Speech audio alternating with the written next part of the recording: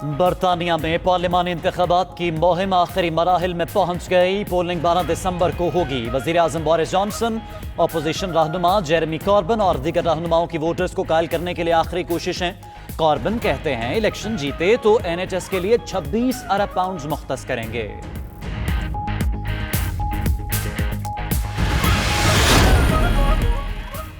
बरतानिया में बढ़ते हुए इस्लामोफोबिया और ब्रेग्जिट की गैर यकीनी सूरत हाल के बावजूद इंतखाबात में मुसलमान वोटर्स अहम किरदार अदा करेंगे। बरतानिया में मुसलमानों की आबादी 5% है। वो कम अज कम 18 हल्कों में फैसला कुन किरदार अदा करने की पोजीशन में है। किंगस्टन, शिमाली डेडले, रिचमंड पार्क और दीगर हल्के शामिल।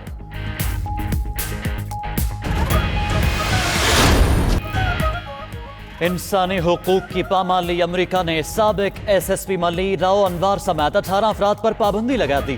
पुलिस अफसर बिलवास्ता या बिलावास्ता इंसानी हुकूक की खिलाफ वर्जी करने के जिम्मेदार हैं।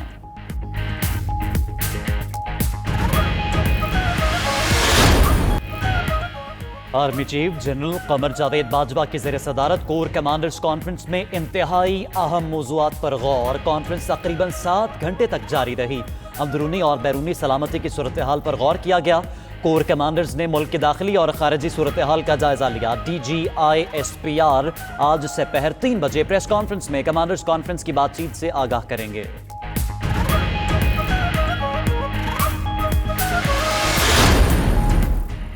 नवाज शरीफ को वतन वापस लाने के लिए वजीर आजम सरगर्म। फरोग नसीम और शहजाद अकबर को टास्क सौंप दिया। कानूनी तरीक़ेकार इख्तियार करते हुए लाहौर हाईकोर्ट को खत लिखने की हिदायत। काबीना इजलास की अंदरूनी कहानी सामने आ गई। जराये के मुताबिक इमरान खान ने कहा नवाज शरीफ 4 हफ्ते के लिए गए थे, आखिरी हफ्ता आ गया लेकिन वापसी के आसार नजर नहीं आ रहे। Supposedly, let's just for sake of debate, इजाजत मिल भी जाती तो हम उसको चैलेंज करेंगे, अपील में जाएंगे। इजाजत कौन देगा? आपने पहले रिव्यू कमेटी ने देना ना। नहीं, हम तो हमारी तरफ से तो कोई इजाजत नहीं है, कोई चांस नहीं है, कोई चांस नहीं है। मेरी आज प्राइम मिनिस्टर और कैबिनेट से बड़ी डिटेल, बड़ी खुल के इसके ऊपर बात हुई है। मरियम नवाज का नाम ECL से निकालने का कोई चांस नहीं। वफाकी वजीर फैसल वादा ने वाजे कर दिया। प्रोग्राम हॉट टॉक में बोले अगर अदालत से फैसला आ जाए तो कुछ नहीं कर सकते। उधर काबीना इजलास में वापदा समेत कई वुज़रा ने मरियम की बैरून मुल्क रवानगी की मुखालफत कर दी। वजीर आजम और कई अरकान का वापदा की राय से इत्तेफाक।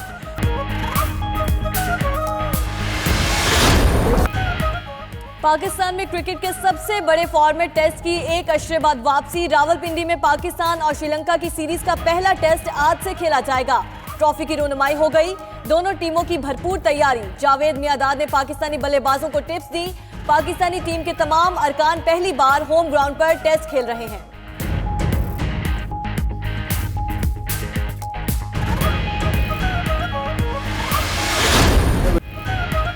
श्रीलंकन खिलाड़ी पाकिस्तानियों की मेहमान नवाजी के गुन गाने लगे। कहते हैं उनका बहुत अच्छा इस्तकबाल हुआ। तारीखी टेस्ट सीरीज का हिस्सा बनने पर बहुत खुश हैं। श्रीलंका के क्रिकेटर्स ने शायकीन से स्टेडियम आकर मैच देखने की दरख्वास्त भी कर दी।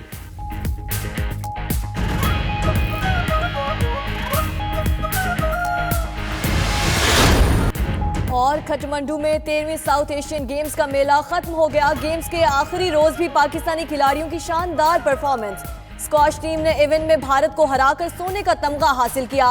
पाकिस्तान ने इवेंट में 33 गोल्ड मेडल समेत मजमूई तौर पर 131 तमगे जीते। 14वीं साउथ एशियन गेम्स की मेजबानी पाकिस्तान को मिल गई। Official flag Pakistan Olympic association के हवाले।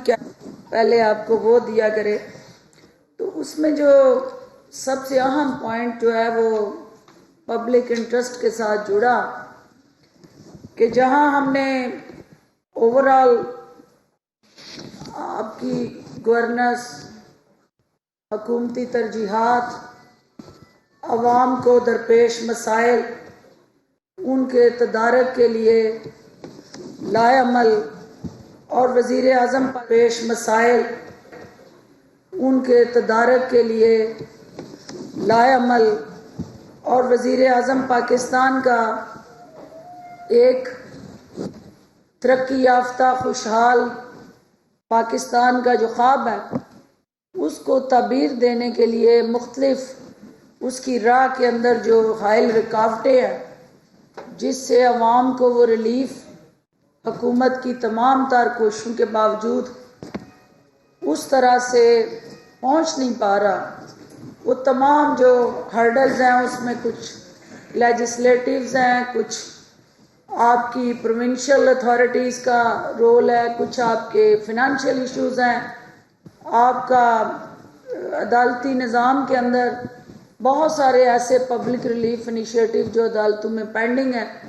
तो बड़ी डिटेल से कैबिनेट में बहस हुई और हुकूमत की 15 माह की जो कारकर्दगी है उसका जायज़ा लिया गया और वो तमाम रिलीफ जो हुकूमत ने वज़ीर आज़म पाकिस्तान की विजन के मुताबिक पब्लिक इंटरेस्ट में अनाउंस किए, उनकी निचले सतह पे जो अमल दरामद है उसको बारीक बीनी से देखा गया। और उसमें स्पेशली जो पब्लिक रिलीफ इनिशिएटिव्स हैं जिसमें गैस बिजली की कीमतों के हवाले से वज़ीर आज़म पाकिस्तान ने इस हुकूमत को संभालने के फौरी बाद जो ये 2 बुनियादी ज़रूरतें हैं आम पाकिस्तानी की, उसके साथ जुड़ा जो रिफॉर्म एजेंडा सामने लाने के लिए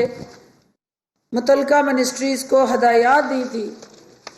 आज वज़ीर आज़म पाकिस्तान ने दोनों मिनिस्ट्री से, मिनिस्ट्री वाटर एंड पावर और मिनिस्ट्री ऑयल एंड गैस से तफसीली ब्रीफिंग ली और प्राइम मिनिस्टर ऑफ पाकिस्तान को वजारत तवानाई यानी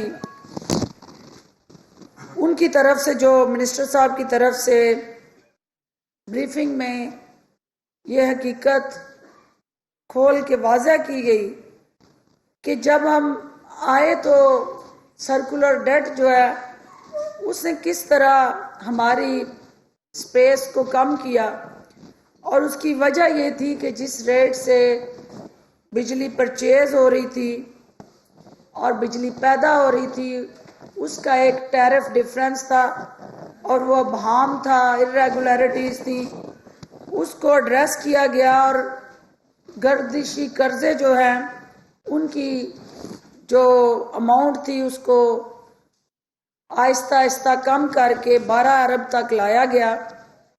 इसी तरह कैबिनेट को बताया गया कि जो 300 यूनिट तक के सार्फिन हैं उन पे बिजली का इजाफे का, फ्यूल एडजस्टमेंट चार्जेस का या तेल की बढ़ती हुई जो कीमतों की वजह से जो आपको इफेक्ट पास होते हैं उससे बचाने के लिए हुकूमत ने उन घरेलू सार्फिन को अब तक 242 अरब की सब्सिडी दी है और सनतों के शोबे को स्ट्रेंथन करने के लिए 29 अरब की सब्सिडी ये हुकूमत उन सनतों को दे चुकी है।